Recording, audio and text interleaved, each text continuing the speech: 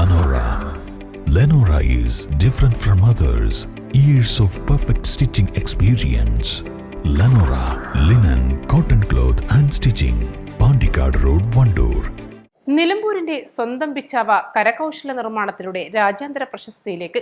ബിച്ചാവയുടെ കരവിരുതിൽ രൂപമെടുക്കുന്ന കരകൗശല വസ്തുക്കൾ സ്വന്തമാക്കാൻ വിദേശ രാജ്യങ്ങളിൽ നിന്നുൾപ്പെടെയുള്ളവർ എത്തുന്നുണ്ട്.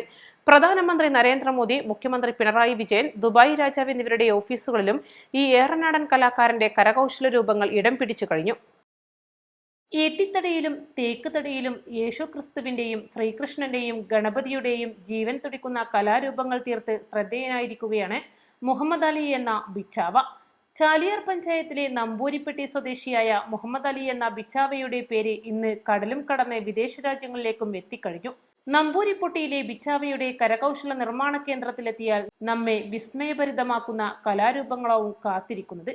ഈട്ടി, തേക്ക് എന്നിവ ഉപയോഗിച്ചാണ് ജീവൻ തുടിക്കുന്ന രൂപങ്ങൾ തന്റെ മാന്ത്രിക സ്പർശമുള്ള കൈകൾ കൊണ്ട് മെനഞ്ഞെടുക്കുന്നത്.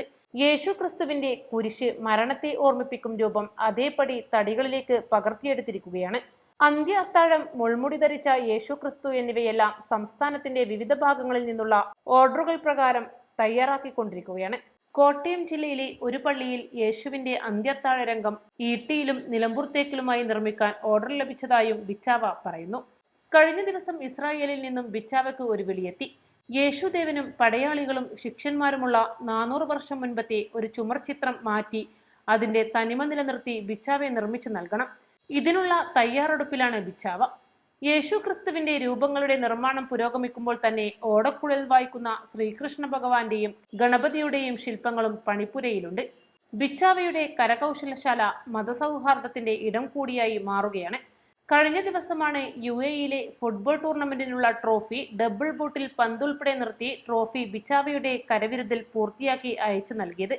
രാജ്യത്തിന്റെ പരമോന്നത ബഹുമതികളായ പത്മഭൂഷണും പത്മശ്രീയും നൽകുന്നതിനുള്ള കവറും തടിയിൽ തീർത്തു നൽകുന്നത് ബിച്ചാവയാണ്. തോക്ക് മുതൽ പഴയകാല വീട്ടുപകരണങ്ങൾ, ആമാടപ്പെട്ടി മുതൽ എല്ലാം ഈ കലാപ്രതിഭയുടെ വിരലുകളാൽ തീർത്തുകൊണ്ടിരിക്കുന്നു. 25 വർഷം പ്രവാസി ജീവിതം നയിച്ച ബിച്ചാവ കരകൗശല നിർമ്മാണത്തിലേക്ക് തിരിഞ്ഞിട്ട് 10 വർഷം മാത്രമേ ആയുള്ളൂ.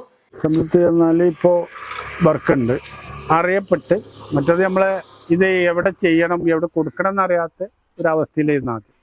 അങ്ങനെ അതിന് മാർക്കറ്റ് എവിടെയാണെന്ന് അറിയില്ല. നമ്മൾ ഇവിടെ നിന്ന് കോഴിക്കോട് കൊണ്ടുപോകും, അല്ലെങ്കിൽ വയനാട് കൊണ്ടുപോകും. അതിൻ്റെ അപ്പുറത്തേക്ക് നമുക്ക് അറിയില്ലായിരുന്നു.